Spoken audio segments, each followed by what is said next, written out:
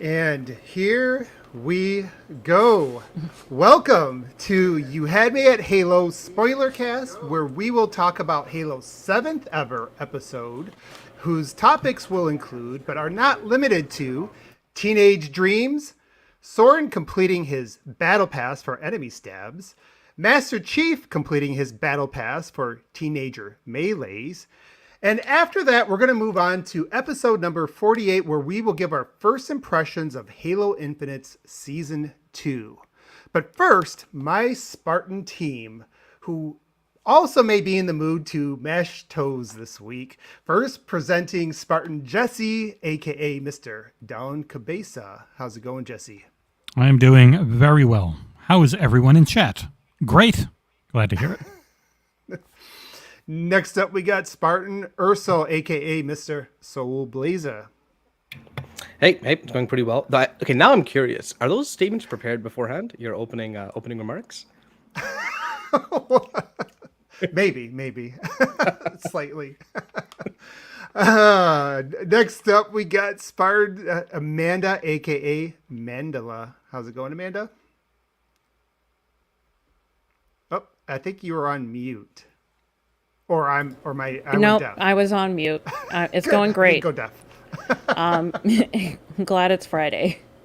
Yeah, Aren't we all? Same here. Actually, Yeah, I'm not glad it's Friday.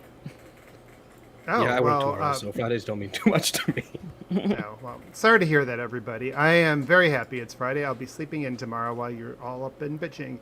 All right, but we got so much to talk about this week. You know, with the TV show, and then there's a lot to cover with the game. So we want to get right into it. And this week's episode, I think there might be an interesting divergence here in terms of opinions, which would be good to hear.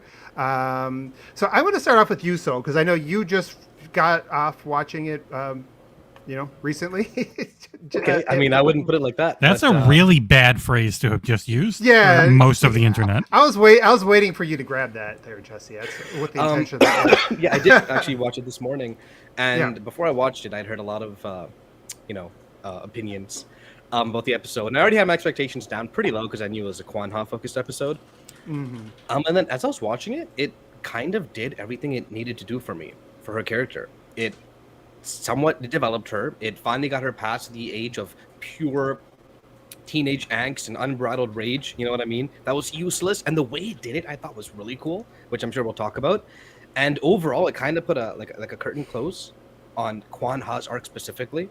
Madrigal's still important, and it'll come up later, but like Kwan-Ha's arc with Vinsher and Soren, that's done, and I'm kind of happy about that too, you know? Mm-hmm.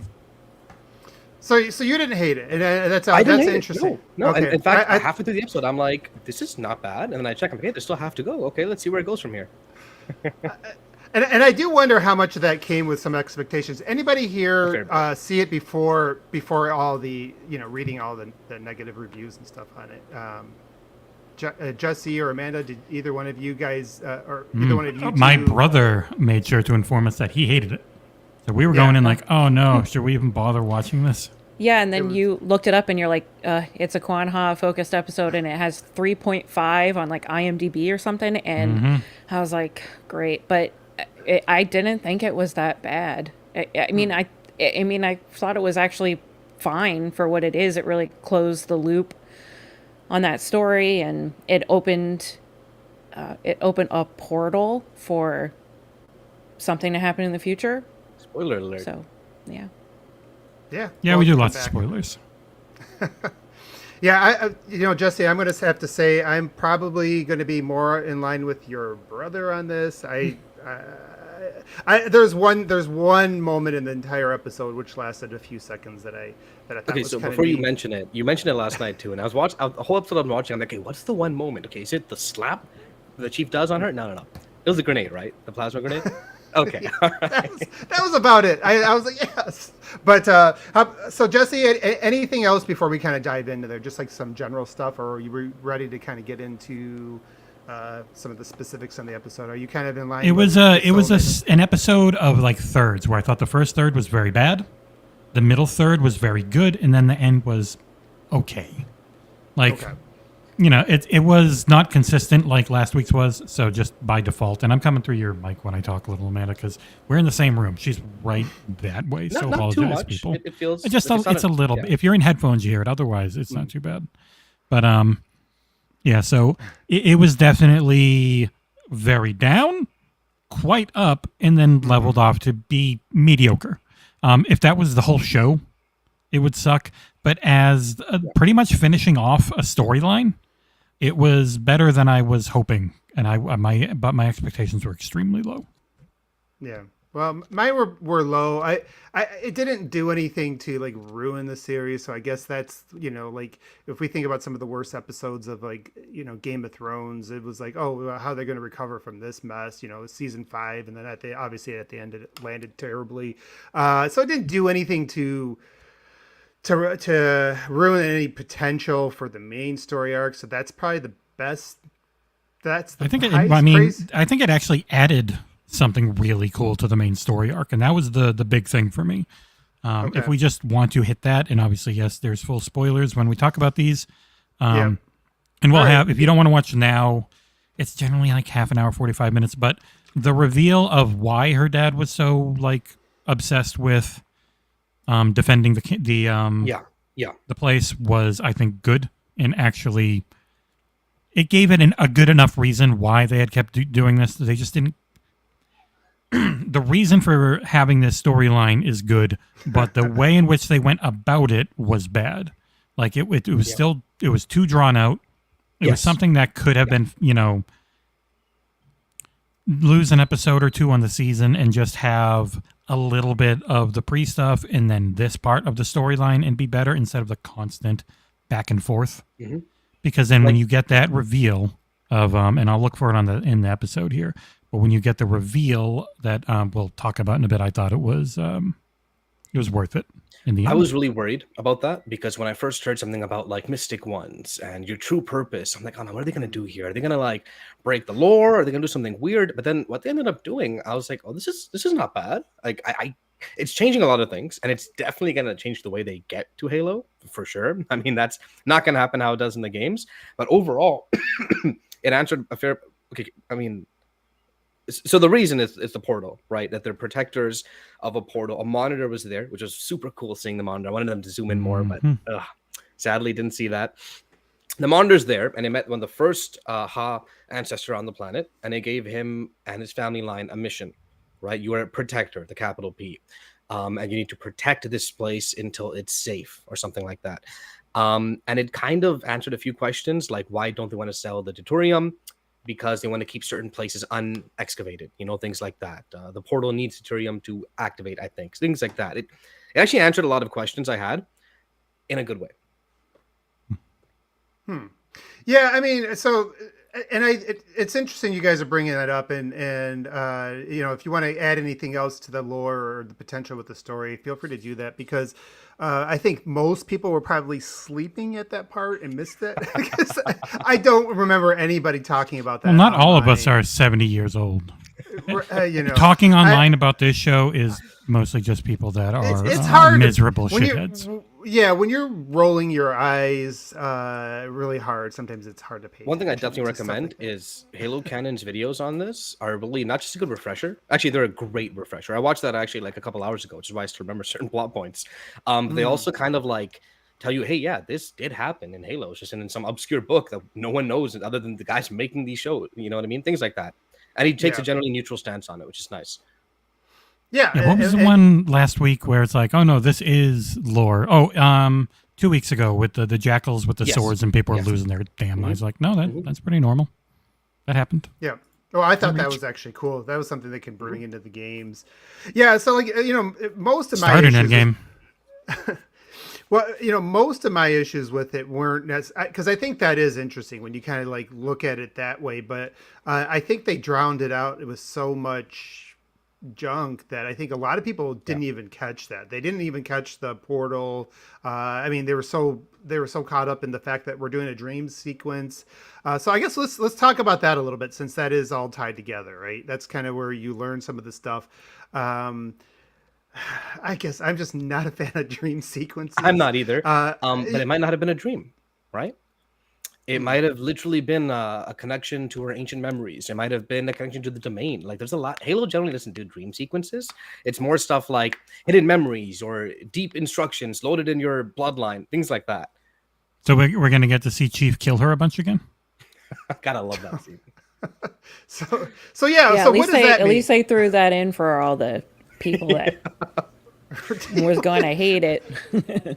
Was that just fan service? I mean. Yeah, it's like they couldn't have possibly known that people were going to hate this storyline. Right. That was kind of odd, that whole thing. So what did you guys get from that? Like, what do you think that whole thing meant? Her just getting her ass kicked by Master Chief. What's that supposed to symbolize? Go first. You haven't spoken as much as we have. Well, I don't know. I guess it's something she had to overcome, what she's like most angry at, maybe, and maybe it's for Master Chief putting her in this situation. So maybe it was just a way for her to find a way past all of her rage. And maybe she's placing all that rage on Master Chief. You think it might have been Soren, but really it's Master Chief that she thinks is at fault for all this. Okay. So I have a slightly different look at it, where the entire dream sequence to me did what it needed to do with Kwan's character, which was, she's like, I'm ready. No, you're full of anger. No, I'm ready. And Kwan's like, okay, fine. Let's see if you're ready. And for me, what I thought was the point of the dream sequence was to show that her rage was useless. It doesn't actually do anything. It's not just useless. It's futile, right? And Chief to me was more UNSC representation, where it's like, here's a Spartan. Yeah, it's the Master Chief, but this is a Spartan, right? Like the strongest of the UNSC. And your rage against them is doing nothing. And instead of killing you again and again and again. And it isn't until she accepts that fact and like takes his hand, which to me implies working together at least, or that kind of thing, that she overcomes like that personal, even like a barrier, like a block, like a mental block where all she sees is rage. I'm pissed at everything because my family's dead. And I was mad even before my family died. And now it's kind of like, okay, I kind of get it. You can't just be mad. You have to kind of move along and actually do things, right? That's what I thought the dream sequence was. That's kind of the same thing I was saying, just not, bad, I mean, I do it was basically the same thing I was saying. It was just that. rage that she has to get past. Yes, my bad. I meant to be productive. Chief being just a UNSC representative. Sorry. Yeah. No, I mean, and those are good call-outs. And by the way, I feel like you guys do a better job making this show interesting than I actually when I'm watching it, because it's like your explanations is like, oh, well, that happened. Yeah, that's a little. If you read the silver debriefs, a lot of times it's all in there. It's like it's what they were intending. So yeah, sometimes it doesn't come off as intended. Maybe it's the watcher that's having the issue. Yeah. What, you say like this is a user error? I don't know about that. I mean. My feelings like watching it, like again, I probably not the movie aficionado. I'm a Halo fan that's watching a TV show. So they really need to put across the top of the screen, this is what we're actually implying for the old people out there who are falling They get an asleep. app. You can have it on your phone, and as you watch, it just explains every scene to you, step by step. These are our metaphors. Yeah, what was that Smart Glass? Remember Smart Glass? Bring that back. Scene for me definitely was, you need to get to the position where you're ready to accept why your heritage, why your dad, and why all these people in your family have always been so focused on protecting this planet. It's about the people, but it's also because they were told by the freaking superintelligence that this thing needs to stay safe because at some point it's going to be necessary for everyone's survival. And her finally realizing, like, because the show starts with them having a dinner and her saying to her dad, you're lying to all your people. And then she sort of, in that moment, she kind of realizes why. And it's not because he like wanted to lie to people. It's because he had been told he has to protect this at all costs. He has a responsibility, right? Yeah. And she had to get to a place where she's ready to also have that responsibility. Yes. Yeah. That's actually a great point. So basically the responsibility is more important than her anger, right? And she needs to recognize that. Yeah. Like, it's not great that he wasn't perfect, and he would pump up his people as much as he could, but there was a good reason why he was being a bit, duplicitous about his motivations. Yeah. So yeah, everything you guys are saying does make sense from that. Well, of course, we're brilliant. Oh my god!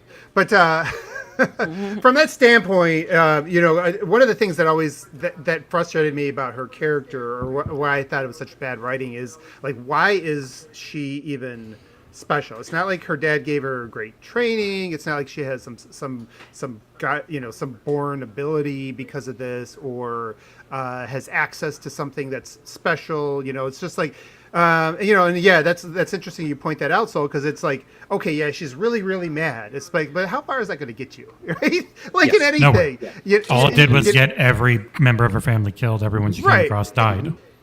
And that's but that's always been my issue with that character. It's like you know, just because you really, really, really want something doesn't mean you're capable of doing it. And again, she's been nothing but dumb in the show, the way they've written the character. And I think that's why people don't like this character. Jesse's right with that. Like it was too much. Like it took too long to get to this redeeming point for her. Right? By this point, people just, if it was shorter, if it had been just a little bit of she's just a brat and she's a bit of a jerk and she doesn't know any better, but it just kept going while everything else was just hitting multiple directions and constantly starting and finishing and then starting new things or continuing things. That one was just circular. This plot line was just stagnant. Like it feels like there's no purpose to this. Like we should know what's going on by now. Yeah. And that's still my issue with this character. I still don't understand what she's going to do. Like unless we can, and we'll have to see if they find some interesting way to make it work in the future. Well, I think if you get a good, she's got to be the protector of that portal and what's down there. That's what she's got to do. That's her inheritance. She's going to lead the way to Chief and UNSC and probably a bunch of Covenant to the portal. I'm almost 100% sure. So I think the only way that works, though, is if they kind of show like, oh, there's all these other people that are going to automatically follow her because she's her dad's daughter or something, and they haven't. Really other people don't know that. That's why she was her dad didn't tell people about that. Nobody knew, but that's what he was doing. So yeah, and now that Venture's dead, she could technically try and take charge of the colony. Assuming Venture's dead. Well, they follow her though. That looked pretty dead. Right? I mean, they look pretty dead to me.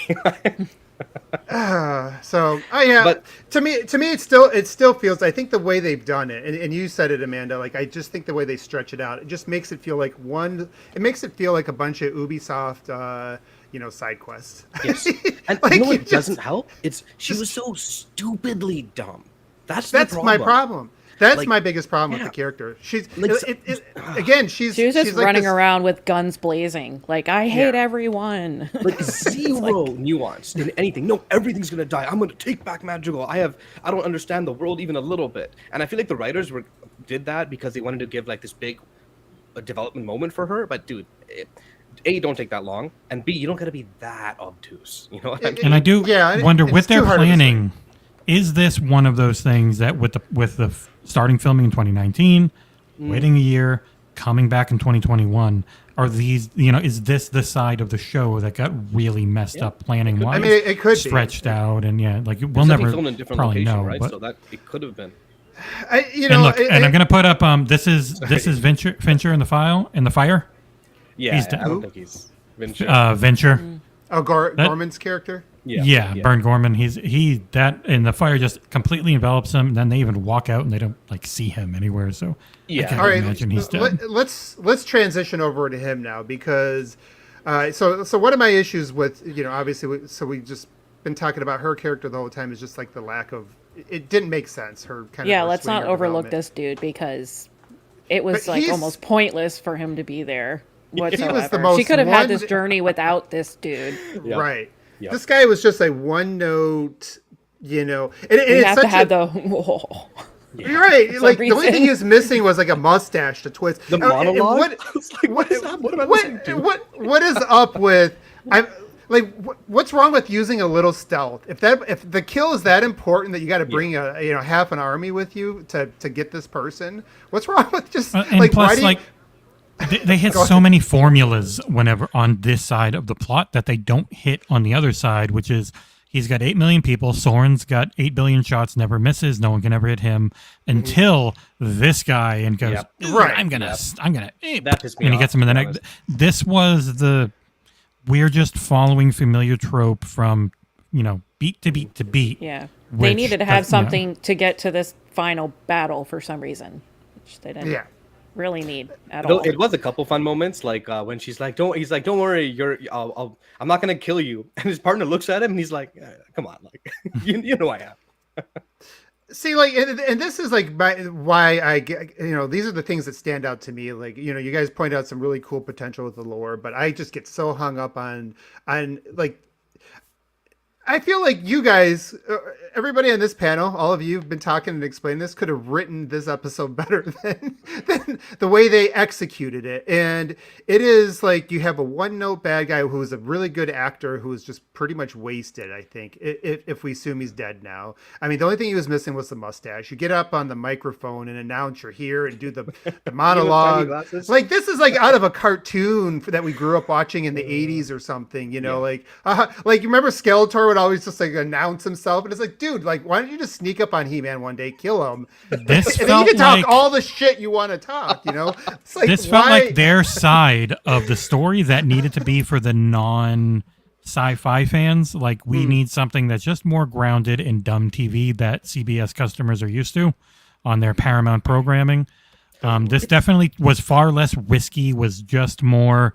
This is TV level bad guy you're used to, where it's good versus but really it was more risky to put this in because they want to be taken seriously and they want this show to be the big thing. So like, why do we have to have this freaking sci-fi level corporate meddling B plot?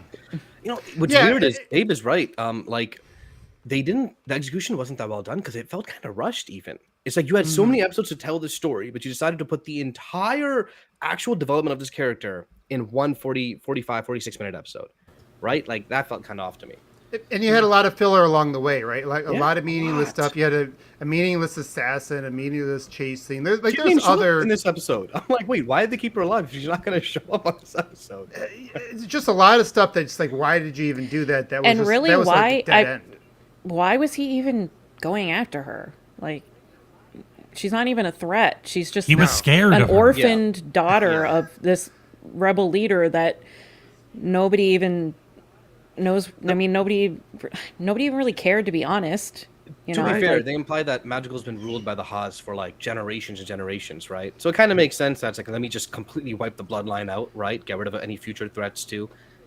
That just sounds really Game of Thronesy. It really doesn't matter to Halo at all. It's them following really safe, like familiar tropey plot lines on half of the show. That's what I think. It was just happy. more risky to put in this executives happy bull crap than it was to make it something more serious. For like from people that actually like good TV and don't watch network TV, we see the tropes and we see the dumb shit that people like Blue Bloods and friggin' all the crap that's on TV for 60 something years now, and you finally get HBO starting the ball rolling and getting actual like prestige TV. We're in the golden age, but like Peacock and Paramount Plus and stuff, they're being dragged kicking and screaming into not being for boomers.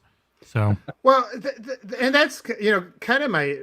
I mean, and again, I'm probably going to be beating a dead horse, so I'll just kind of say it one more time. But I just think that if you're going to set up this episode to be for adults, people who grew up, obviously we saw the first episode, you see kids getting blown in pieces. So this isn't for like 12-year-olds to come in here, and it needs to be at that level. This should have been a story told for adults. We've seen smart bad guys and smart good guys. Sometimes you don't. Sometimes it to execute something like this, you don't need even a big, expensive explosions. All you need is, some sort of like something smart in there, right? Like we saw a little tiny pair of evil glasses. Oh my god! I mean, that's one of the reasons I think people really like The Dark Knight. Oh my god, right? those, he had to have gotten those himself. Right? He's like, no, I'm wearing these in this scene. Like, you can't make me not.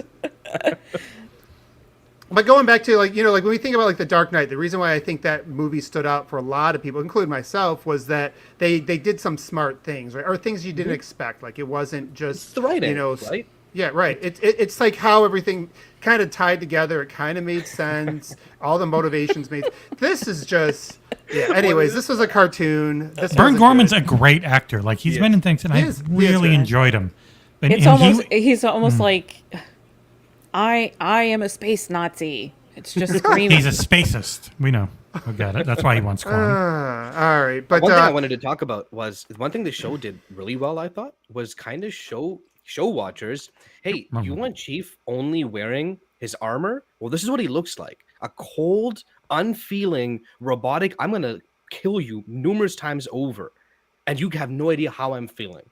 You know, I thought this episode did a good job of kind of showing the difference there. Where it's like, hey, Chief with his helmet on is like it's really hard to kind of gauge his expressions in a TV show where you can't have like the minute, super minute like body movements that you can do when you're like animating something.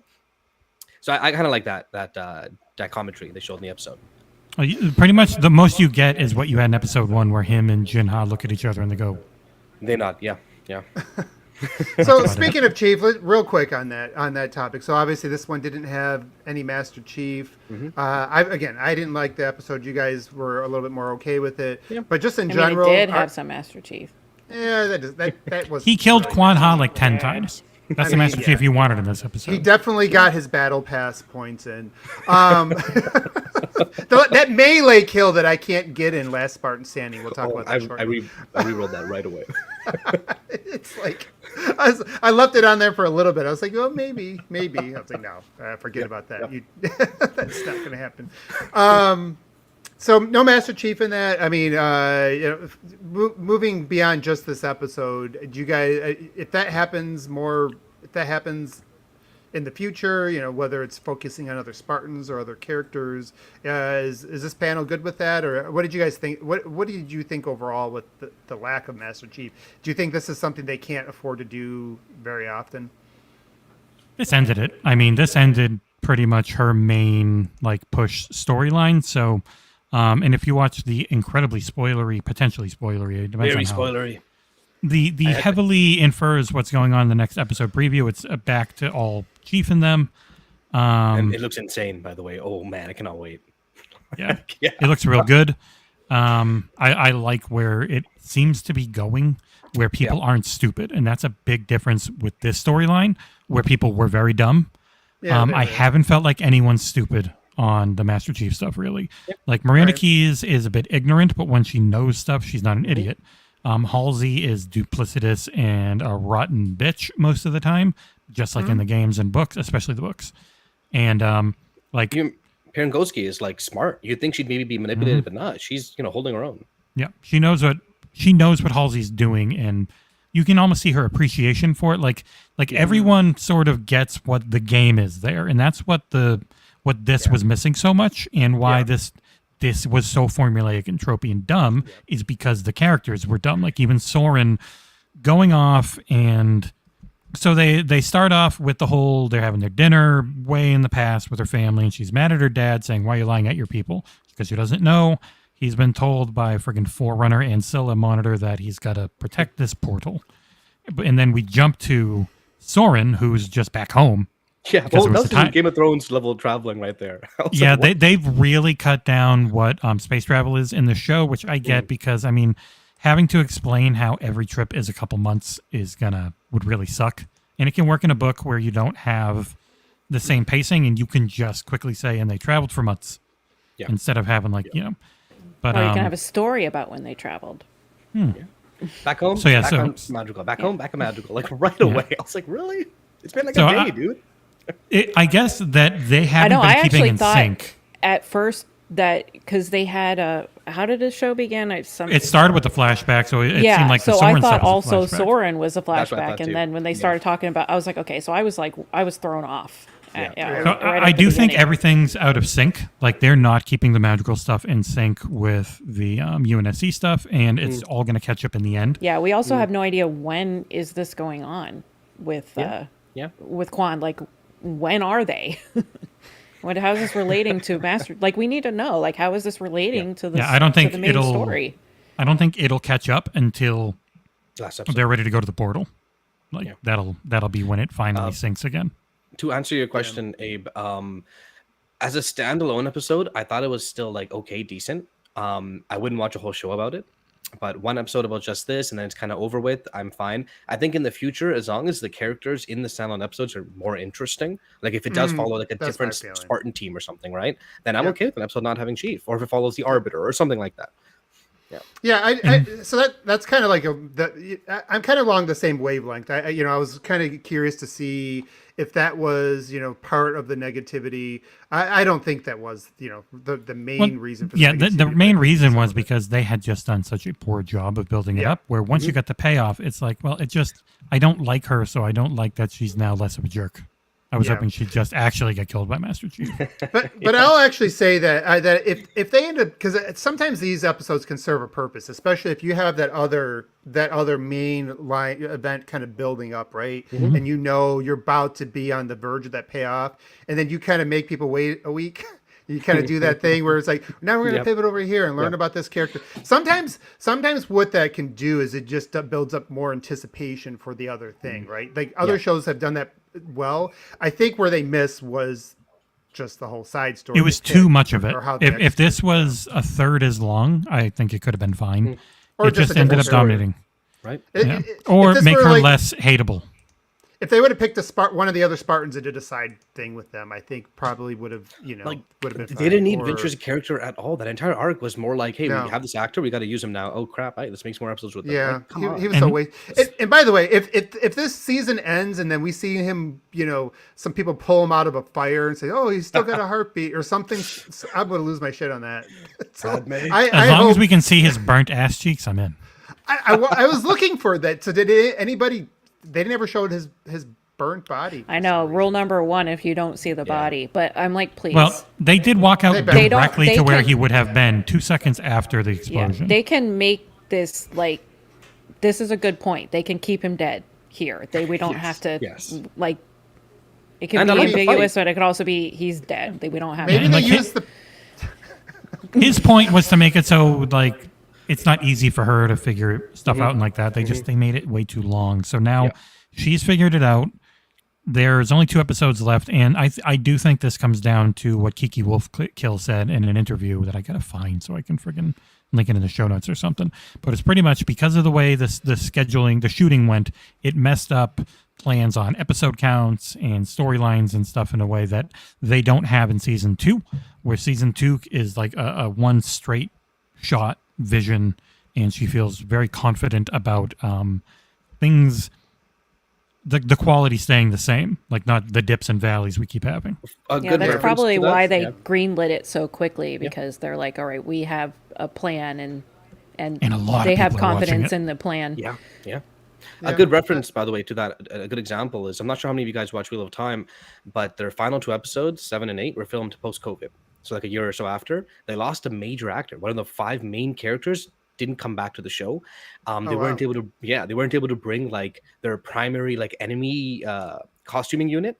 So they literally couldn't have the physical enemies that they had in like the first few episodes, and like they had to change the episodes, like the writing on them, because of these changes that were completely unexpected. And the last episode it shows it's probably the weakest episode in the whole series, because of that.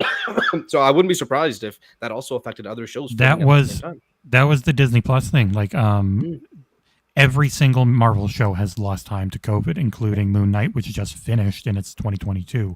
Yeah. Hawkeye lost a full 2 or 3 episodes. That's why like the whole conclusion on that one felt a little rushed. Falcon and Winter Soldier lost a lot, including an entire plot. Their primary plot was about a worldwide pandemic caused by the blip, because everyone came back, and after 5 years they couldn't deal with all the virus mutations, so they're like, shit, COVID's literally hitting right as this show starts. We've got to friggin' just completely cut out half of it on the fly, which is why that show suffered. And like everything now, even things still filming, keep getting hit by COVID delays. It's just, as much as we keep saying it's done, it's over, it's endemic, not pandemic, it's like, it's still pretty bad. So, All right, so but there was one thing I wanted to mention since I have the power, which is this effect with her ancestors all walking through each other and Yes. leaving ghosts behind Yes, I like was this. fucking cool. I really I like was gonna that. say that. I was like, I never seen anything like that. It was really amazing. I liked it. That's why I liked how it was not just men. I really like that. I'm like, huh? Yeah, okay, there we go. Yeah. It was good. Yeah, it's like they would go, and then it would morph into a person, and the previous ghost would stay behind a bit, morph into another person, previous ghost, until they had like a little train of ghosts. And then the last one was her dad. And I like that they mostly talked, I think it's Korean. She's Yes. yeah. I'm almost 100% sure. So Yeah. they were mostly talking Korean, but then like once in a while for emphasis, they would go into English, but then go right back into Korean. I It actually wasn't really like- love that. Yeah. Yeah. So. Cool. Yep. So, okay, I guess we're getting close to the wrap up. So the only thing I'll throw in there, hopefully, we don't. You want more plasma grenades. Yeah, and hopefully we don't find out that Gorman's character used the campaign glitch before they patched it out, where he was able to grab onto a fusion coil and fly away across the map before everything got him. But all right, so we're gonna go around, just give our scores, and then we got a game to cover. So let's start with you this week, Amanda. What would you like to your final thoughts and then a score on this week's episode? Yeah. Well, my final thoughts are Quan at the portal is definitely a good payoff, and I think it's going to be interesting. Quan at the portal is more interesting than everything else, so at least we have some positives. And I might be a little bit more generous with the episode and give it like a 6. I think it was. Okay. I thought it was fine. I didn't think it was horrible. I thought it was fine. Okay. So, how about you? So also, I actually kind of like the last battle, like the last arc. I know it wasn't as good as like chief fighting, but it had like that one long shot of sword and stabbing people. That was cool. So the space elevator blowing up. Listen, anytime a giant structure in the sky explodes, I'm in. I'm 100%. If you guys haven't seen the first episode of Foundation, watch the last 20 minutes of that. But overall, though, the show basically concluded Quan Ha's story arc for the season, hopefully. It set it up so that this is probably going to be their access to Halo, which is interesting because it's both new and not new because, you know, planets have had portals in them before. Sets up some rumors. It might be a shield world, you know, things like that. I kind of like the episode. Like, initially I wanted to give it a 7, but after thinking about it, 7.5. I really enjoyed it. Yeah. Wow. Okay. Jesse, how about you? Yeah, and it's funny enough. One of the recent books was about how. Oh Christ! It's been long enough. You guys didn't read it. I don't care. The connective book, The Shadows of Reach, that Aarsal read.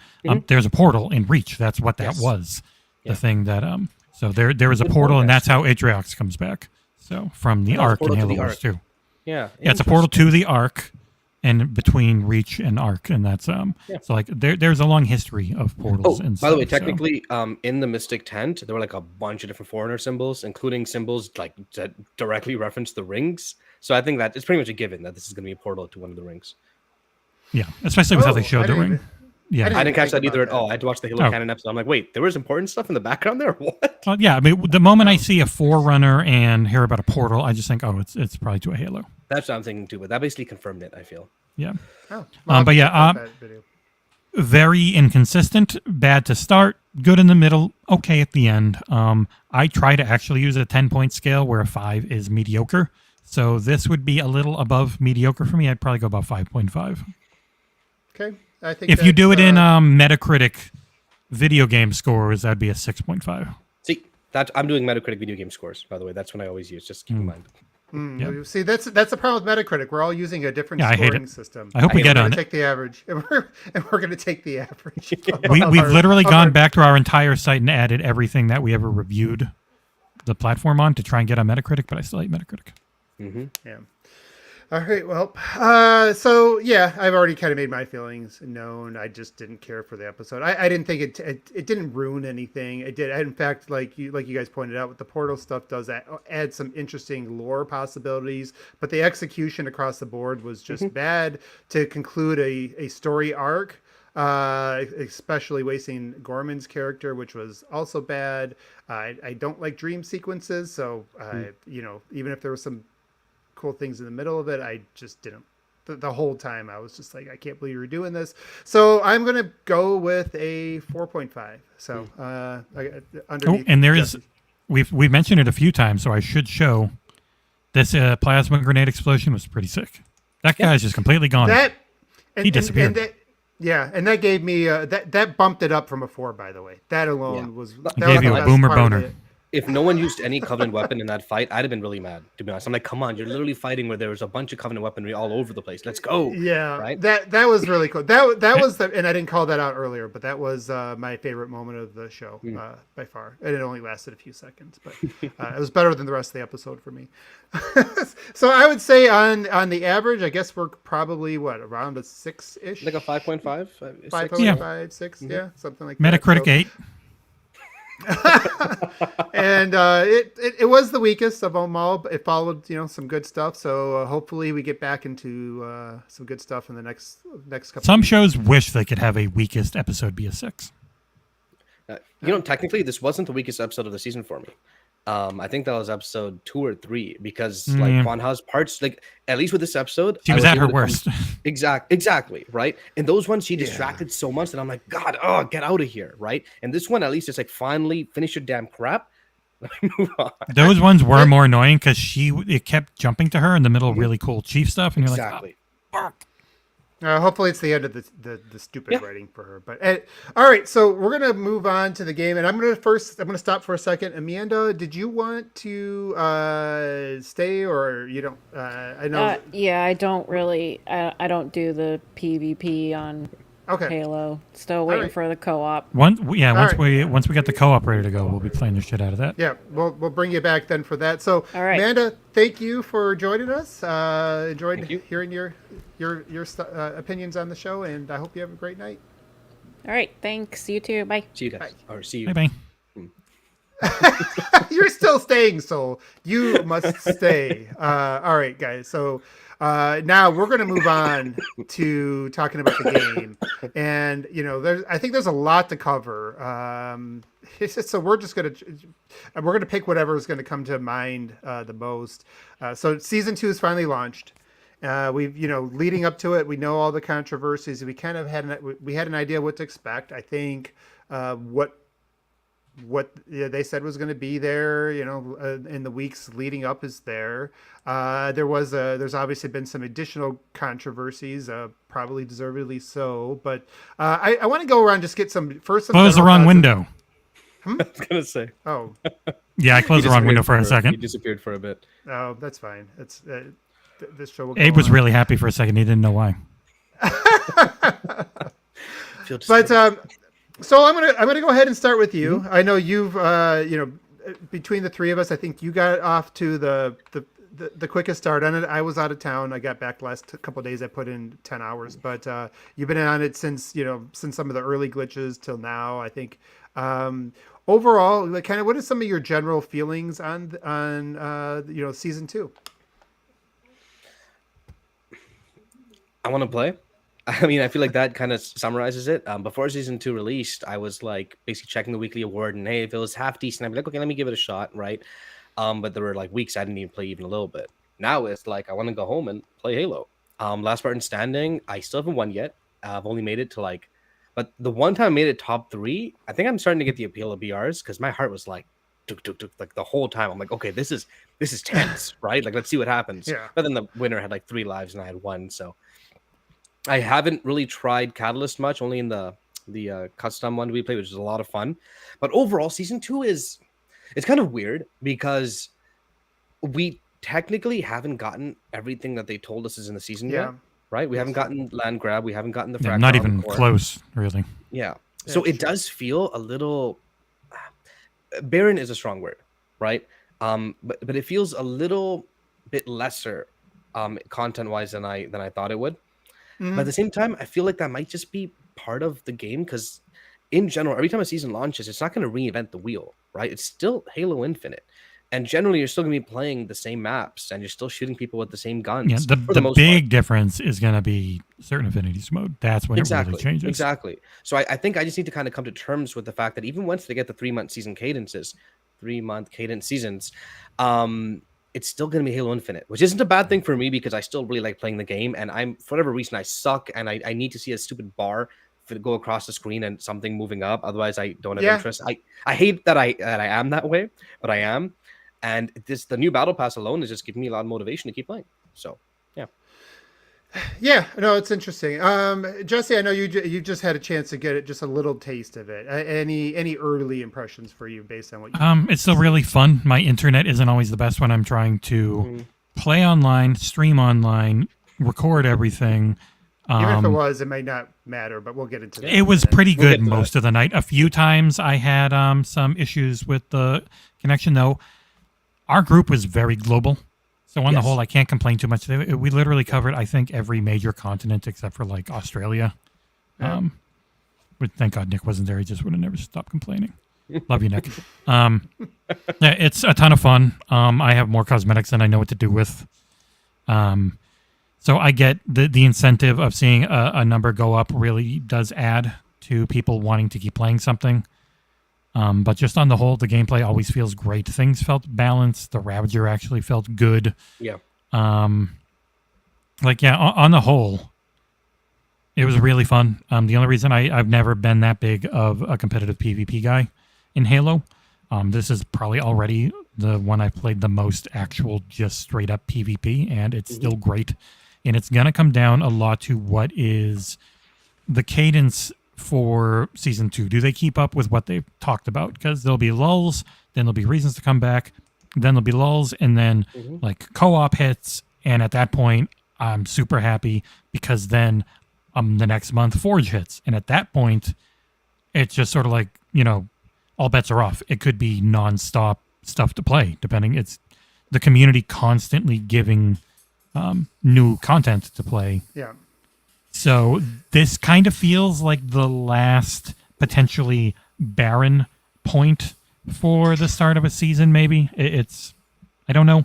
It's funny because people have been saying, oh, another 6-month season, it's going to be terrible like the first one. It's like, well, there's just already more than the first one had, because the first one just had launch. It didn't add much, if I think anything. that's something people need to come to understand is season 1, the 10 maps in the game aren't season 1, right? Season 1 is the battle pass for season 1. It's the game modes for season 1. It's the fracture core for season 1. So when you compare season 1 and season 2, if you're comparing the seasons, that's what you compare, right? Not the entire launch of the game, which I know is kind of weird, and maybe it might feel a little apologistic or whatever the term is, but that's just kind of how it is. Like if I'm making a video on seasons comparisons, right? I'm not going to say season 1 is 10 maps. Right. No, it wasn't. No, that was the launch of the game. I mean, season 1 honestly had next to nothing. Yes. It's hard to even give it much, If you remember Rainbow Six Siege Operation Health, where they took a year to just try and fix all the bugs in the game, that's almost like what season 1 was, which was 6 months of trying to fix all the bugs. And they end up moving into season 2, right? That's one of their main goals for season 2, which is to improve the health of the game itself. Right. Yeah, and we'll get some more into more of that. And I do think that is, as far as, do I wish they were more efficient? Yeah, but based on the prioritization that they have to, this is a game that is really basing a lot of its identity on the competitive, for whether people like it or not. And if you are doing that, if you're trying to make this a sport, basically like an esport, then the performance needs to be consistent. The hit detection needs to be consistent. People need to, when they melee somebody, they should know whether it's going to be a trade or whether they're going to win it. And so we'll get into more of that. I think, so I'm kind of along the lines of, it's interesting you said, because you articulated better than maybe I was kind of feeling it. Is, when I expected when I was coming into it, that I would feel like more than it actually felt like. So it didn't feel like, so I was two minds. One mind is the things they have here. The new mode, Last Man Standing, the 2 new maps, or Last Spartan Standing, the 2 new maps are both, I thought were really high quality. But, but as you kind of look at the overall feel of it, you're still looking at the same loading screen that looked like it was a beta loading screen from the beginning. That's a the great UI, point.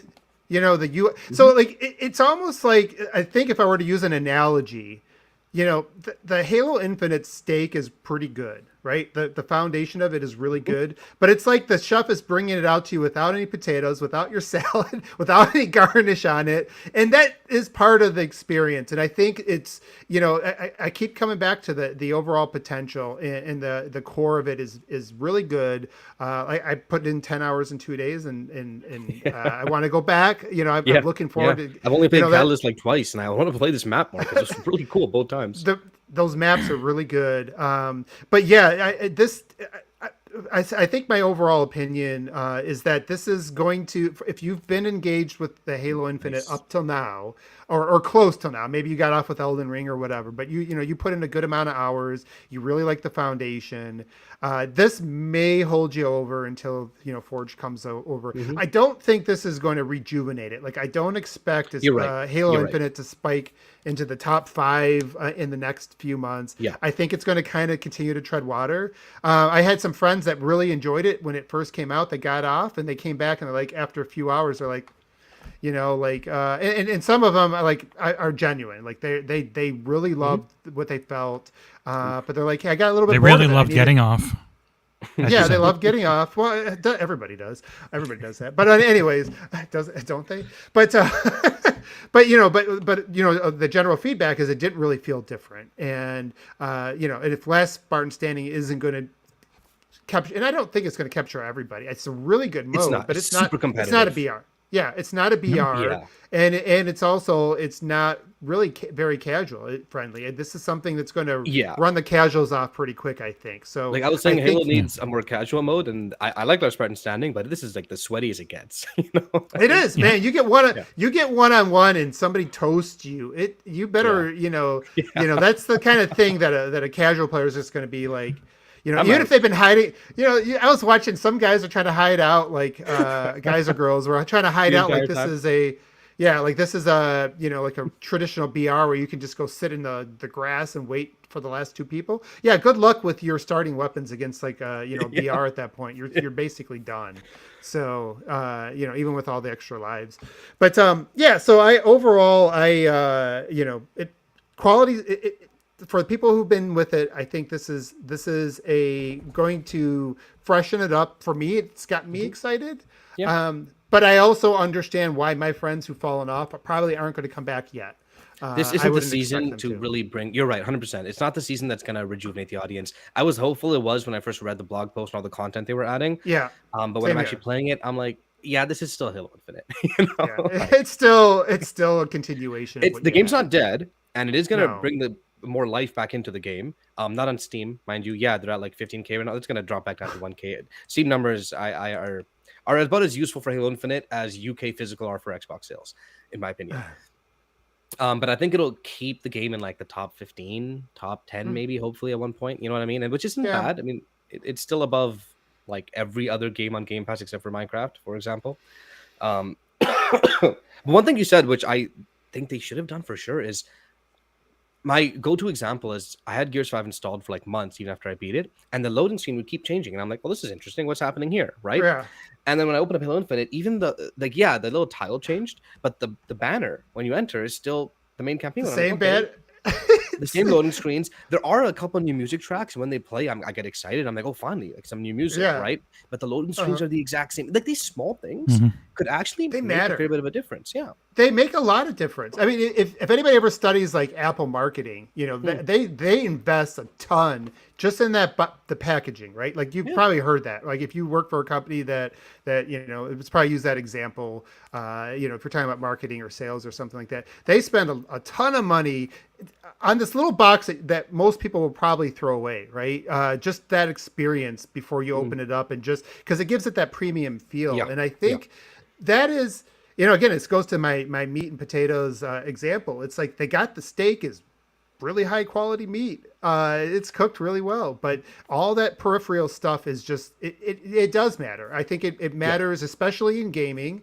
We can say it's all about that moment to moment, and that is the most important thing, right? Because if you get that foundation right, you always got a chance to do crazy good things with it in the future, and I expect them to. But if the first impression is like you haven't played for a while, and then you come back and everything looks the exact same the moment Yeah. you start it up, then it just feels like, oh, there's probably nothing really new here. It feels the same, It's such right? a small thing, but it makes a difference. And It I hope makes a Thief big 3 difference, yeah. realizes that. I imagine that's not a priority for them right now, right? No, right. But yeah, things like that make a difference, even if they're small.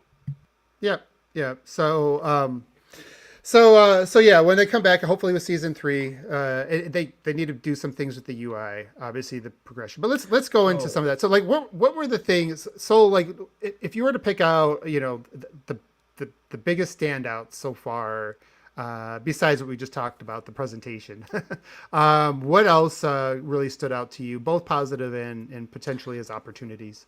So a negative one, another one. I know I'm being really negative about this here, but I am enjoying the season. I'm having a lot of fun with it. I'm just trying to get a little bit of this criticism across. And I read about it, and it makes sense too. Is their primary game modes, both primary game modes they released in this season, Rumble Pit and Last Spartan Standing, you can only queue by yourself, right?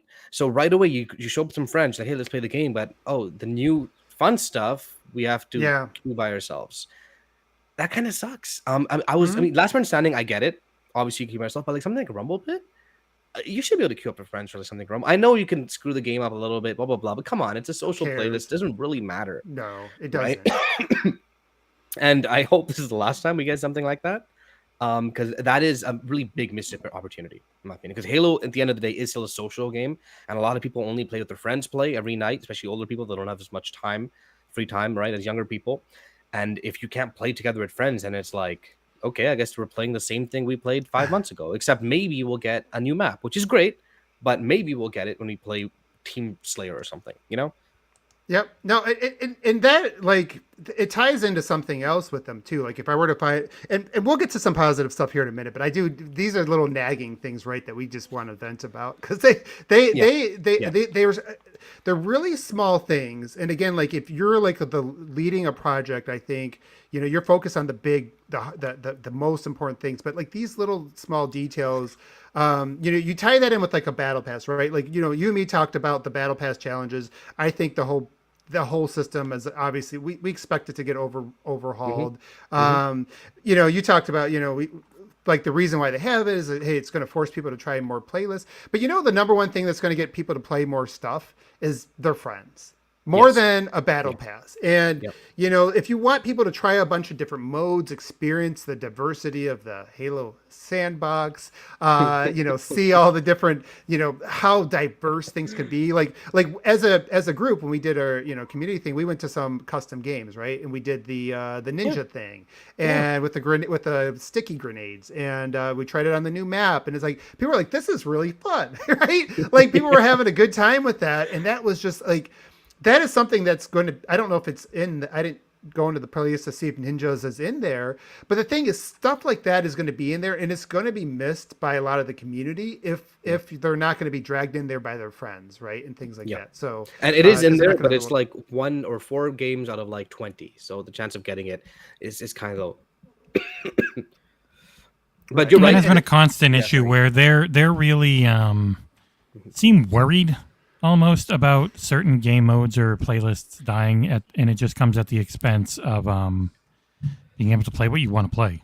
Yeah, right. It's almost, it reminds me of sports teams that play prevent defense or play not to lose or are afraid. Like, if the core of your game, let people go out there and the thing they want to play, let them, encourage them to play. As a Lions fan, you probably have no idea what that's like because they're always losing.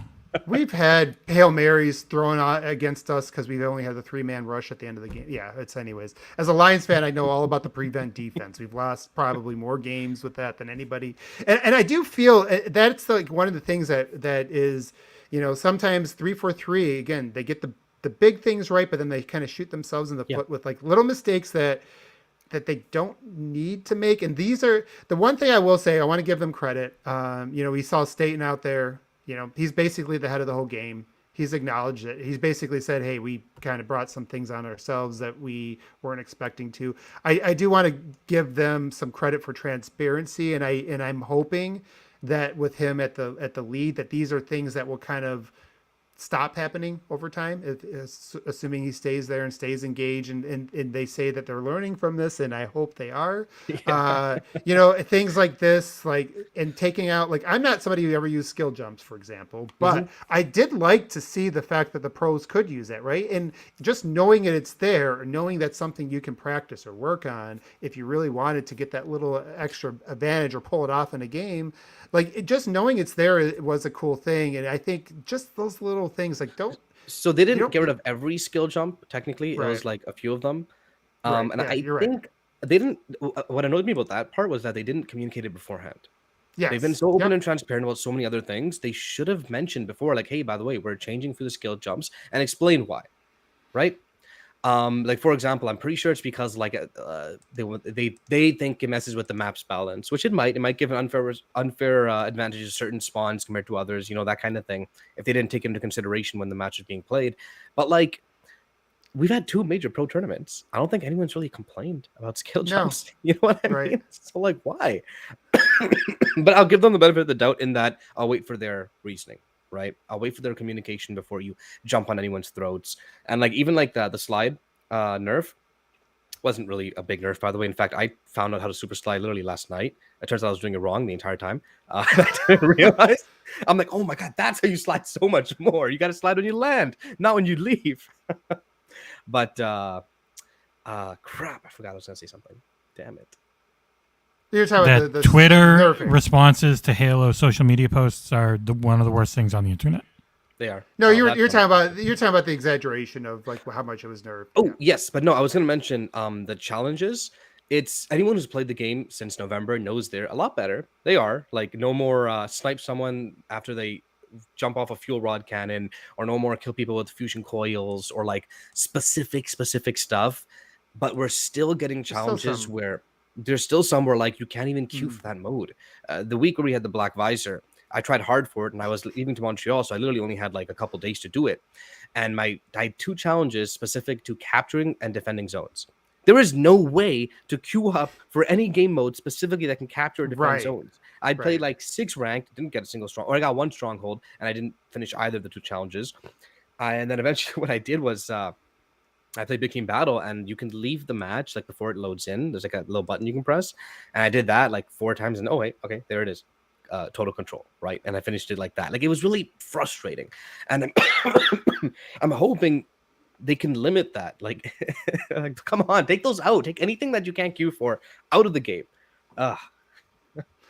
Yeah. Well, I mean, and I actually was playing with somebody that had a challenge to kill somebody with a Hydra. I mean, good luck with that. Yeah. I mean, just it's like, yeah, let's go into Fiesta. Let's get, if you get a Hydra, drop it. You know, that's where groups come really handy. By the way, I've had moments where I'm like, hey, I need a kill with this weapon. Let's all play Fiesta. If you have it, give it to me. Like, challenges can be fine if they're not the main thing you need to be able to do to get something. Like, if they're an extra additive amount of experience, it works fine. But I have to do all of these, and if I run out of challenge swaps, I can either spend money or I just have to do this game mode I hate, and that's the only way I can get this cool stance. Like, that's the bad part. So I actually don't mind that the stance or, like, those kind of awards are limited to it, because, like, that's like an extra incentive. But if that was the primary incentive, I think it'd be better. But, like, the main way to progress through the battle pass is only through the challenges right now. So it's like a double whammy where it's like, oh no, you have to do them no matter what if you want to progress in the game. Yeah, it's not a good system, and I think, you know, they know it's not a good system now. There is some things they could still, I think, do in the short term. There's still some goofy things in there. Just make them even more general, you know, like, honestly, just super general, like 10 kills, 10 headshots, whatever stuff. I've won, like, win 3 PvP matches, right? Like, that's fine. Right. I might not win them. In fact, I had that last night when we played, and we lost 6 matches and then won 1. So. Right. The less, like, specific they are, the better. Like, if they are just something that can happen in any match, it's fine. If there's something that can only happen in certain matches, not good. Or, like, if you want people to play certain game modes, right, then at least double it up. Do something like get 5,000 points in Tactical Slayer or Team Slayer. Get 5,000 points in Ranked or FFA. You know, things like that. Like make it a little easier for people to go through the battle. And only ever have it for things you can directly queue for. Yes, that's for sure. And sorry, but tie it to a playlist. Tie it to the big team Battle. Like, Just have that. Don't have a freaking total control thing or something. Like just Like, oh, and you by can, easier, whatever I you don't- can queue for. Yes. We will have an overall challenge for. And sorry, by easier, I don't mean like make the actual challenges easier to do, because for the most part they have made them a lot easier to do. One of the, I think like the third week, the ultimate challenge is win 17 games. I barely got the award for that because, dude, you know how long it takes to win 17 games? But like make them more accessible is all that they really need to do, in my opinion. Or if it's going to be that long of a final challenge, you need to be able to progress it the entire time you're doing all the other ones. Yes. You want something 17 games, I have to win, fine. Let me have that one be ticked off as I finish everything before. Though admittingly, they've made the final challenges pretty easy now for the last like couple months. Though I did have trouble with the get 3 perfects, and then I played like 4. I was getting perfects left and right. The moment I got the challenge, I didn't get a single one in 4 rank games. I played 1 Fiesta game, got like 4 at the shock rifle. Like, come on. All right. Yeah, and the frustrating thing I think with the progression system is there's so much opportunity with Halo. Yeah. It's like they've had years of not just seeing what other people do, but even like doing their own thing, doing it better. You have all these unique weapons and things like that. I get that. You want to try to work those in, but like just you get medal, like you get points every single match. Like it'd be easy to make that an RPG-ish type of thing. You get medals every single match. Like there's so many different ways you can make progression interesting. Like maybe somebody wants to be like the super sniper and whatever, you get medals for sniper headshots or something. Eventually you get enough of those medals, you win something. I don't know, there's a lot of interesting ways that Halo could eventually tie in, make it fun, allow people to play the things that they like to play. Most of my 2,000 hours in Halo 5 was in deathmatch in Slayer. Just 4v4 normal team Slayer or rank 4v4 Slayer. Yeah, rank Slayer. I like to do it in ranks because I like to, and I like to see where I'm progressing and who I'm playing against. And right now, that is one area that where it's at right now as a game. Like to me, that's one of the things that really stood out. Number one, I was in a party and people were like, can we go over to Fiesta? Because I got all these battle pass things. It's like none of us really want to play Fiesta, but but you want to go do your battle pass thing, and like this. That's when it clicked with me. Like this system, like, and that went away for a little while because everybody completed their battle passes like 3 months ago, right? And eventually that'll go away again. But now it's back, and people are like, "Can we go to play this mode so I can go get this thing?" And it's like, you don't even. I know that's not the mode you really like to even enjoy playing. So figure out how they can you can tie it into any single thing. I know that in Halo 5, you got more rec points. If you wanted to really rack up rec points, you could go into certain Warzone matches. Warzone Firefight, I think, was the go-to. I never went into that because it just wasn't my thing after a while. It got boring. So love Warzone Firefight because, God, I think I put 300-400 hours in Warzone Firefight. Did you really? My favorite thing in Halo 5, yeah. Loved it. And that's what's cool. Like, and if that's your favorite thing, then like figure out how to let people take their favorite thing and blend that system in there. You got the medals, you got the points. You can make this work with any mode, and you should, or at least give people the option. Like if they want, if you want to give them extra credit for jumping around or taking on extra challenges or something, fine. But make it so that if they never worry about that they're still progressing. They feel like they're getting something. And they did kind of do that with the whole 200 XP, 300 XP per like the first 6 matches you play, but it's not enough. That's not satisfying though either. Yeah, it's not. Right. Like it doesn't like feel like you get a little bit. It trickles up as you're going, but like if you have a really good match, you don't feel like that really plays in, and people want to just feel. They want that carrot on the stick, right? I think. Yeah. I do. I'm not even a cosmetics guy. I like to see that, hey, that match I earned a lot of points, Yeah. I mean, like, personally, I don't mind the different game modes because I kind of like playing all of them. And I wouldn't have played Tactical Slayer nearly as much if I didn't have, get 5,000 points. And I do enjoy it, and I didn't realize I would. But I understand that's not everyone, right? No. So, the challenges shouldn't dictate how you play. It should be the other way around. Yep. Yeah, absolutely. I only would want to play Big Team Battle. That's the only thing I'd want to play, and it sucks that the majority of challenges and pretty much every event, I can't do it in there. Yeah. Yep. Especially these days. In fact, I don't think I've had a single Big Team Battle challenge for 3 months. or 2 months. Which is a shame. Like, and right now, I think Big Team Battle. Now they got it fixed. You got a new map in there. Like, now's the time to get the groups together. Get your big squad of. This is the other thing. Like, thinking. Like, sometimes I feel like they think a little bit too, like I said, defensive. It's like, you just like if what you end up doing by trying to force people to things is you force them away in general, right? Yes. And that's what happens. You shrink your pool, you shrink the pie by trying to say, I want you to try all these things so we can make all the lists healthy. Well, what you do is you shrunk the overall pie, so you have less people to work with. And so, if people are like, we get a big team battle things going and everybody wants to play big team battle, it's like, hey, queue up your friends list and send out LFG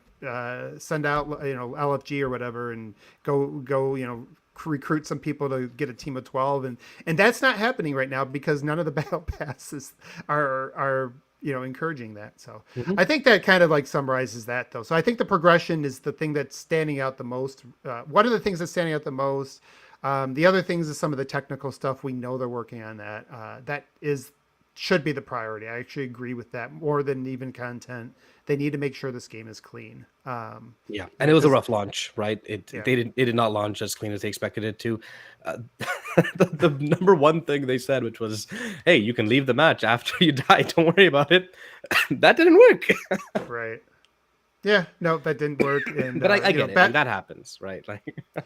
Battle rifles are locking up. I've had some performance things. I don't want to jump too much into it on the podcast because it could be, my the automatic the locking up stuff is tied to anti-cheat and people that were doing quickfire mods. So and it was screwed up, and they're working on it. Yeah. I mean, to me, I almost can accept that stuff a little bit more because it's like, okay, I get like the bug things. That is the tough part. It's not a design choice. Yeah, it's not a design choice. I get more frustrated by the things that, they sit in the boardroom and go like, hey, this is a good idea. It's like, who got to say on that was a good idea, or communication like of the taking the jumps out, right? And they've been so good at communicating everything else that is just like a shoot Which yourself makes me in think the foot that thing. maybe part of it wasn't intentional, but then I went and asked my brother. He's like, no, like some like little like a box is like gone now, moved. It was definitely intentionally done. So I'm curious. Let's see what they say. Yeah. So good learning thing from them. Hopefully, But positive wise, the maps are goddamn awesome. Like they're awesome. Breaker and man, Jesse, you were playing with us, right? When we did Ninja. Oh, you missed it. No, I just dropped. It was a lot of fun. We definitely got to do that again, definitely. But in general, both Breaker and Catalyst are really damn good. Yeah. If they can keep up that quality. Yeah. If they can keep, because like so far there's not a lot of dud maps outside of what's that called? That damn which one I hate. What's that? Launch site.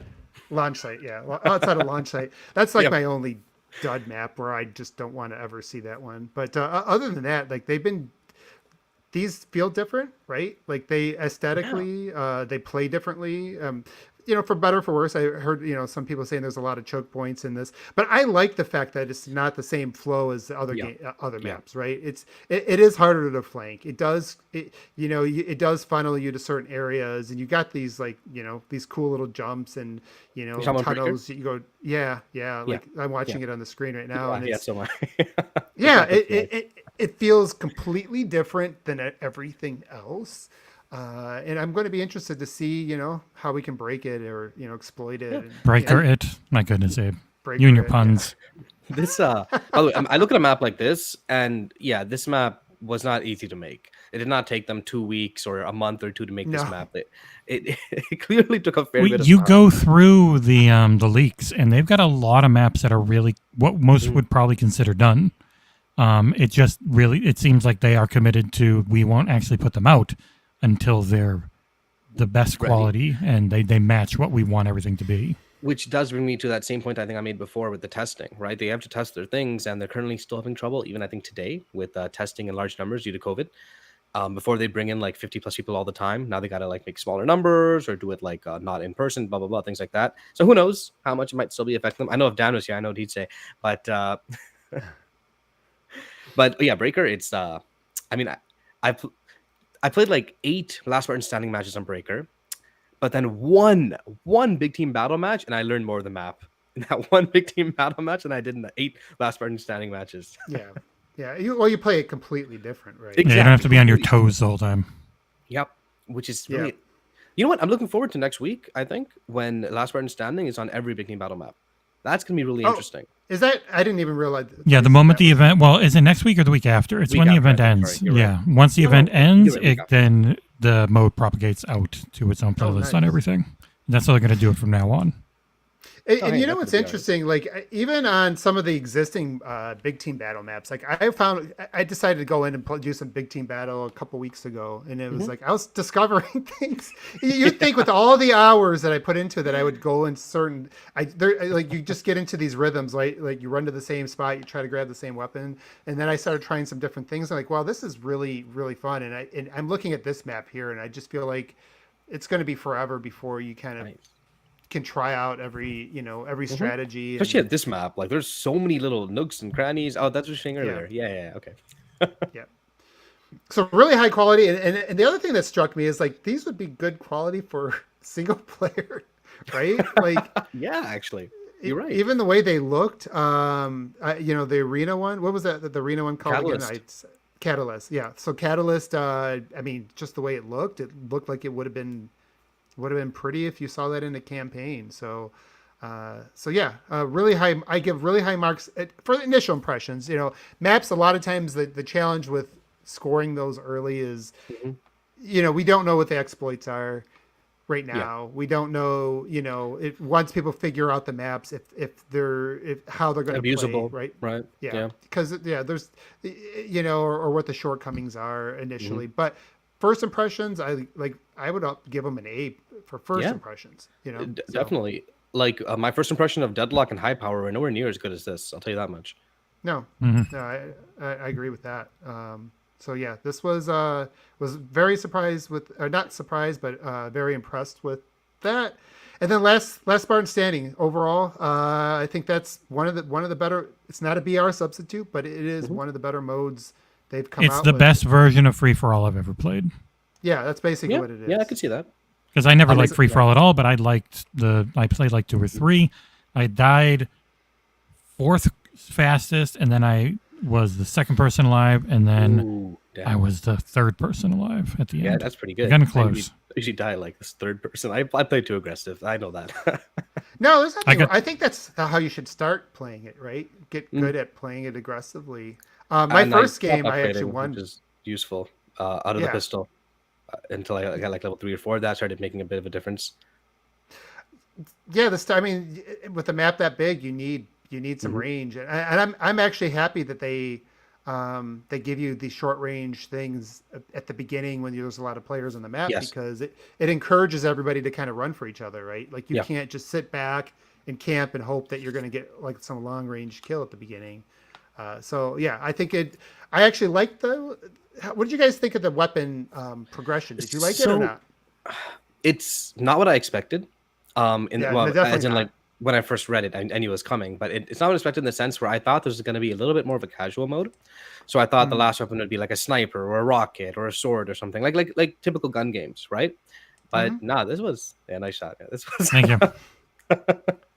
This is a full-fledged like sweaty mode, and yes, there are the aspects of the random drops, but at the same time they're pretty loud. They make a beeping noise. This is where I kill the guy who killed you right at the end. Bam, got him. What he gets. Oh, nice. Okay. And I was watching this one match. I was spectating these last 2 people, and both of them had overshield like saved because eventually at one point they drop so often or whatnot. Definitely not what I was expecting though, and I think a more casual variation would do pretty well too if we get one.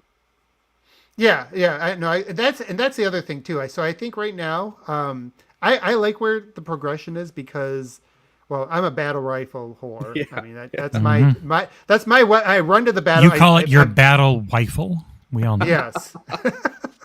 I don't actually, people, but yes, I cut everybody off. I don't care how rude I am. I run to the battle rifle and grab it first. So battle rifle. I was playing big team battle and I run to battle rifle and I'm like, okay, where's everyone? And like no one in my fire team went for it. I'm like, noobs. All right. You even play Halo? Like, you live, bro? Yeah, so like I like the fact that it encourages you to kind of work up to the battle rifle, and then you feel like if you get the battle rifle while somebody else is camping, you really will have the the advantage on them when you do meet up. So that's cool, but I agree with you. So I think there's opportunity to experiment, get some different rotations of weapons in there. I still have to get better at that. I'm turning 40 this year. I'm happy with how I play. Yeah, no, you play great. I'm 46. I wish there was a Masters League. I feel like I would do pretty well in that league. It's funny. I talked to my brother who plays a lot, obviously, and actually he just came back from KC a few days ago. He said it was pretty fun. They didn't do too well, but I mean, either way. And he's like, "Why is the Commando the third or fourth upgrade? It's the best weapon out of the ones you can get." I'm like, "What? No, it's not." He's like, "Yeah, it's way better than the BR." I'm like, "What? No, it's not." Actually, if you know how to use it, it will kill You're people. very accurate, especially mouse and keyboard. Woo, woo, sheesh, as the kids say. If I feel like everything's registering, I might not even upgrade from that because it does. Like if you can hit them in the head pretty quickly, I mean it wipes them out fast. They won't get off. They won't get off a fourth shot. It has a higher dual kill time than the BR, which makes sense. But I mean, come on, everyone's used to the BR, right? Like that's what they play with. That's what they know. By the way, did they add a social BR mode? Someone said they did, but I never went and checked. Slayer, they rotate BR in there a lot now. Oh, so now Team Slayer has a BR mode in there. Yes. Okay. Okay. So you still can't queue for it directly, though. No. Okay. All right. No. That's another thing too. I hope they bring in some more ranked playlist. Yes. We just a Slayer ranked playlist. Yeah, that would definitely I think make a lot of people that I played with on Halo 5 happy. Just go in there and some of us just don't want to play oddball. It's just the way it is. Well, hey, speaking of Halo 5, the Halo 5 team won last weekend, which people weren't really expecting to. You guys probably don't keep up with HCS, but I was only able to catch. I had it open for many hours in a tab I wasn't paying attention to, so I could Twitch drop. Yep, same here. But Sentinels, which so before this, the first tournament and the other tournaments, C9 has been dominating, like just dominating the league right now. And now this time it went through and they got dropped on losers bracket and they made it to the finals again and they got like 4-0'd by this team. It was brutal and it was kind of tough to watch. I'm like, wow. But this team, Sentinels, is a Halo 5 team and they've been looked down upon too because of that. They're like, oh, you guys just play Halo 5. You haven't played Halo 4 or 3 or 2 or anything. Well, I'll have to root for them because I put the 2,000 hours in Halo 5. So, But in general, speaking of ACS, just overall, viewership wasn't bad. It was lower than Rayleigh, which is when it just started. But overall, I think it hit like 91, 92K on Twitch during one of like the most intense matches, which is pretty damn decent. Because I know a lot of other games that are trying to be esports don't hit those numbers. Yeah. Yeah, and Twitch viewership is so weird because it's so much about drops. And if one or two super popular people are playing, that's it. Yes. That's like everything. It's a dumb metric. I hate it. I hate that it's becoming... it's the new Metacritic. It's not nearly as important as people seem to think it is. Yeah, Trav just said I cut him off 10 times for the BR. Sorry about that, Trav. That's what I do. That's what happens when you play with me. I basically send out friends requests to everybody who's not going to pick up the BR. That's how I usually arrange my I'm your friend. I pick it up all the time. I'm lucky. Speaking of a big team out on BR, they did fix the weapon spawns, which is nice. Now both sides spawn with the same weapons. It's not like one side gets a BR, one side gets a commando. Right. That's better.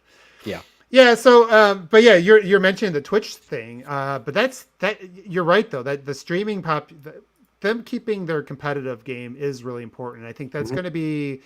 That's going to be the big challenge, I think, going forward is obviously they want to expand the community with BR. They should. I'm looking forward to them doing that. And I think Last Spartan Standing has got me a little bit more. I've never been a fan of BR, but it made me think. You mentioned that the end of the match feeling. I'm like, all right, I could see how that gets addicting. But so I might give that a shot when that comes out. But and it's Halo, right? So it's not like you're going to get one shot by someone you can't see. There is a difference. Right? There is a difference where a lot of the bigger BRs, like, you can just get shot real quick and that's it. It's over. And you've been playing for like 20 minutes and that's frustrating. So, but the certain affinity mode won't have that. It's just not what right. Halo's ever going Even to last be. person standing, there are times where I'm getting shot, and generally, if someone shoots on you in Halo, you're usually the one that's loses the duel. But I'm able to like kind of slide around and move around this breaker Right. because it's got a And bunch then of they little might get third people. team, third or fourth or fifth person in, and Yeah, like yeah. it ends up happening a lot because BRs have maps that are so big that quite often there's only one or two people, sometimes three, until the circle closes. So yeah, a lot of BRs and people's love for them is in the downtime because it builds up that anticipation to when you actually fight. So that's why Last Spartan Standing is very different because you're pretty much still always fighting. You're always. So people fighting. call it a mini BR, but it's not. It's not. just No. free for all. Yeah. The BRs pacing are is- BRs are about and are very popular with streaming because of all that downtime and build up, and you can keep talking to your audience while you're doing it and stuff like that. And you can't do that. Like I'm playing last night. I'm barely reading chat or anything like that because you just can't. Yeah, it's super No. intense. It's Yeah. super intense, and It's all the not a time straight- intense. Yeah, this Last Spartan Standing is a fun mode. You're right. I look at it just like as another, Sweaty playlist. yeah, just a single, individual, Slayer list, just a different type of game type. It's not going to do anything for streaming, but like that is going to the thing though. Like I think that hopefully 343 with this experience does they do have to keep that competitive community happy. Those top Twitch streamers, the influencers, they do make a big difference in the community.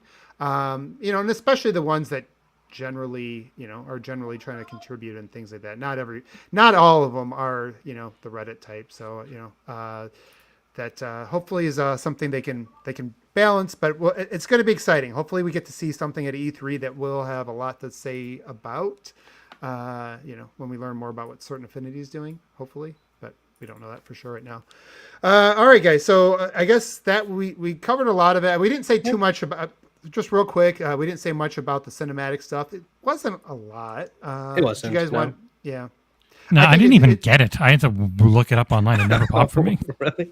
Yeah. Yeah. So, but wait. what it is I really think it is that whole beginning of the eventually your Spartan ends up getting PvE. Your multiplayer Spartan eventually gets some form of PvE content is what Yeah. that story seems to be leading to. Yep. So I think the implications of it are more interesting than what it is today. That's kind of how I would summarize And it. there's Like there's another part of it in what is like a month or 2 months. Was it July or June? I forget. Because there. July. No. Okay. July. I think it was July. Yeah. And there's some leaked footage of narrative events in the campaign. In the multiplayer. We don't know for sure whether it's this season, but it might be implied that season the next event we get might be more interactive than just the cutscene we got.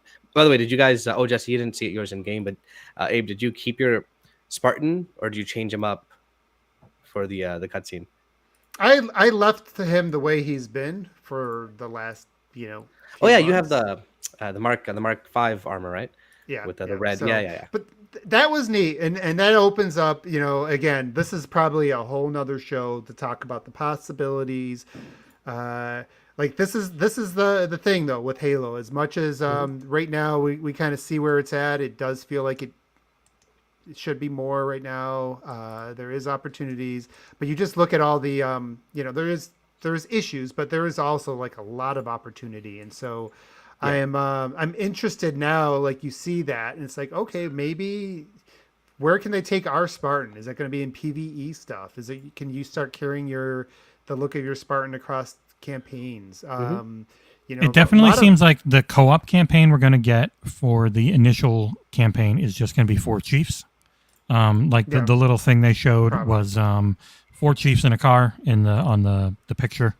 And the leaked footage from Halo Leaks on Twitter was everyone's just a chief.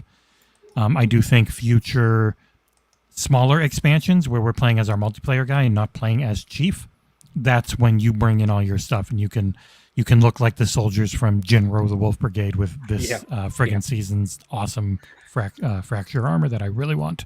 That is what I want bad. I'll use that for the rest of the game's existence.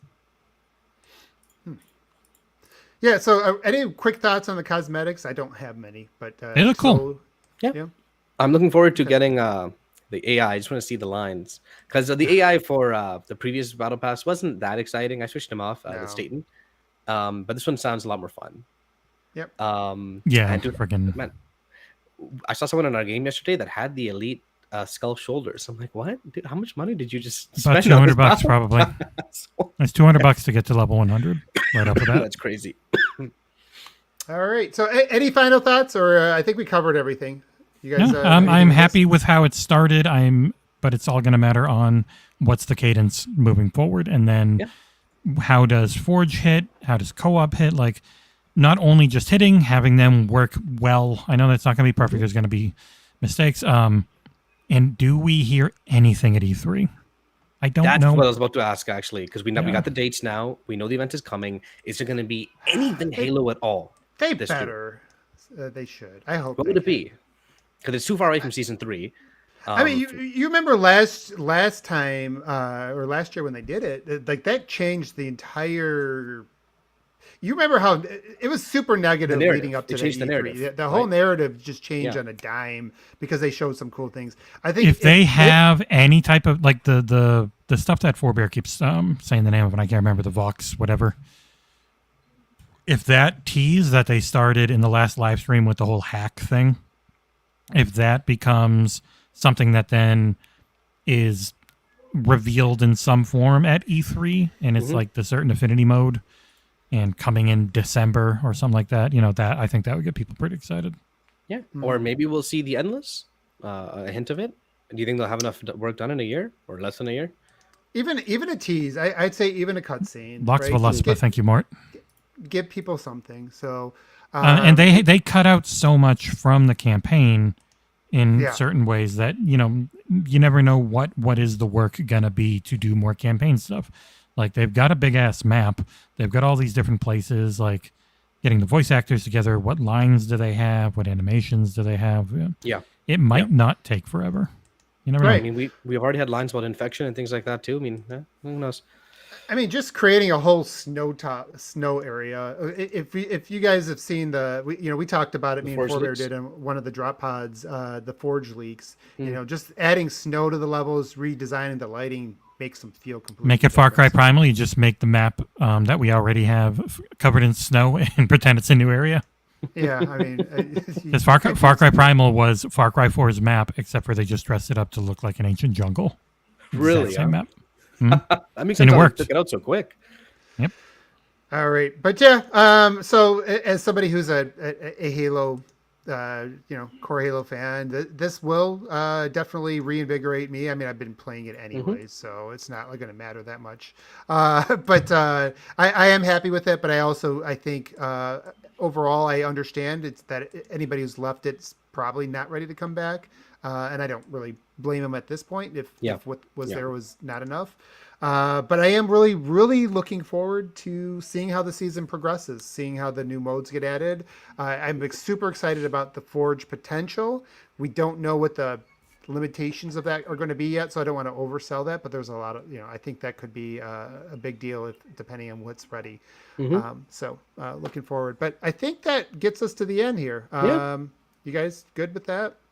I think we covered everything, and looking forward to a better episode next week. Hopefully, a few less bugs. It's a real good-looking preview. Yeah, if anyone listening, if you care at all about spoilers, don't watch the preview. Don't watch the preview. Like I I watched like a little bit of it because the previous episode's preview didn't have that many spoilers, really, right?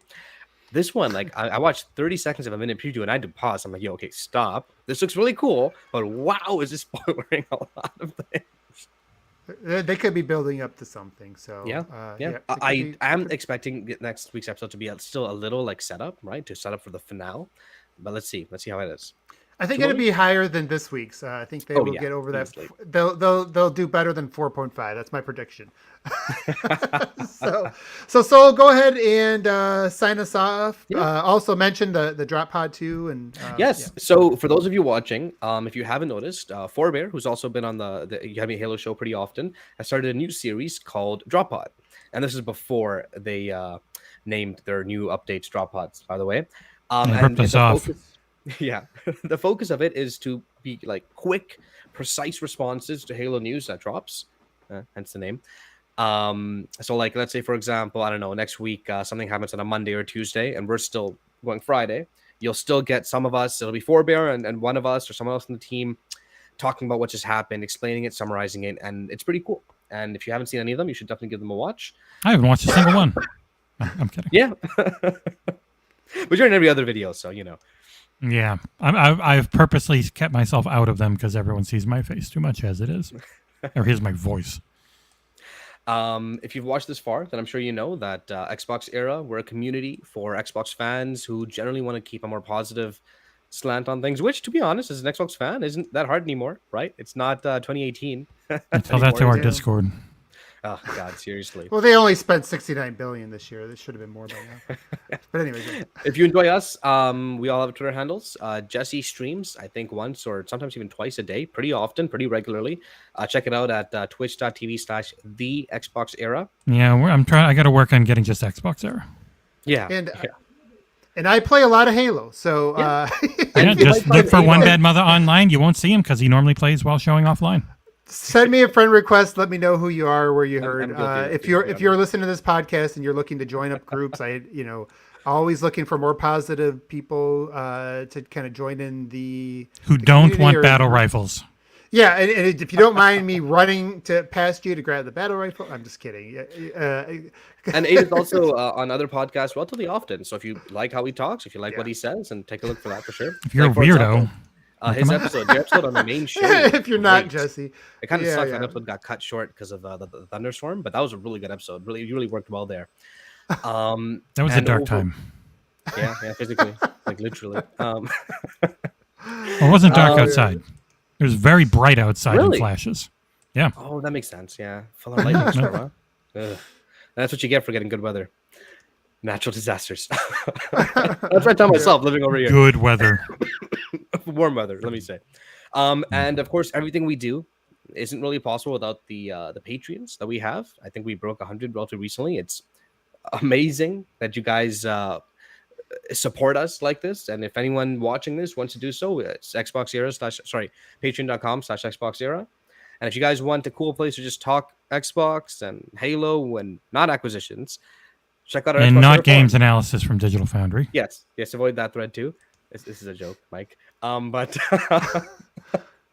check out the Xbox Era forums. I think there's a link to it in the description. Otherwise, just xboxera.com and you'll see the forums link. Forum.xboxera.com. Yep. Yes, for the forums exactly. And I just realized, do we have questions? Oh, we do. Oh my God! We always forget them. I thought I had a pretty good. We did it last week too. Oh no! Okay, let me see what they are. So, good old Collingwood goes about the magic teleporting, pointing that out and laughing at it. Yes, they are traveling extremely fast in the show. And do we have any event that we'd like to see more of? And I don't think so. Specifically, I think we just want to see more of the Chief stuff, really. Oh, you mean in the show? Yes. Yeah. Mort, the guy who has a question, always never gets them answered. He loved the community night, and is Quan Meh the Jar Jar of Halo? Yes. Not as bad. She's nothing's as bad as Jar Jar. See, I watched Star Wars when I was a kid. Yeah, it sucks. Yeah, everything about it's terrible. I don't care what you say; they're terrible. Jar Jar literally like Quan hasn't ruined Halo. Jar Jar literally ruined Star Wars. But anyways, keep going. Yeah. Then Podrick replied to my brother replied to Collingwood about the magic teleporting and brought up the Game of Thrones reference. So that was we covered that. He also hates Quan Ha. It's a good post if you guys want to read it. It's on the forums, which I just mentioned. And Anorexic says, good grass. What do you think would be perfect for an Infinite remake from the maps in the game? So both of you, give me one good map from any former Halo game for Infinite. Oh my goodness! Oh, I should have looked at this and thought about this, man. Yeah, I'm having overload. Wait. This is the last one. Crap. He says he's thinking the pit could allow equipment to shine. Yeah, I want a small one. I do want a. No, I am. No, you'll have to come back to me on that next week. I need to put some thought into that because I was starting to think about that, and it wouldn't be. yeah, I don't know, like one of the other Halo 2 maps, like, but I don't know how you would do those with the new movement. So What's the one everyone always talks about? Midship? Midship, only one we I kind of have it. It's I mean, the only they've already one I done remember that. the name of. So just Yeah, do they- that they- one again. Yeah, they did that already in Halo 5 though. With Do it again. Also, Aquarius is pretty similar to Midship already in terms of its setup, its lanes, its up middle platform. Yeah, but it's not purple. It's not purple. That's true. I'm thinking of a big team battle map. I played a lot of CE and a lot of CE big team battles. Blood Gulch. Blood Gulch, that's yeah. too, But that's too. Like, Oh, that's wait, already all right. made. I know my answer, Kyron. Yeah, and if they're not bringing it back, I'm gonna make it. You can hold me to this.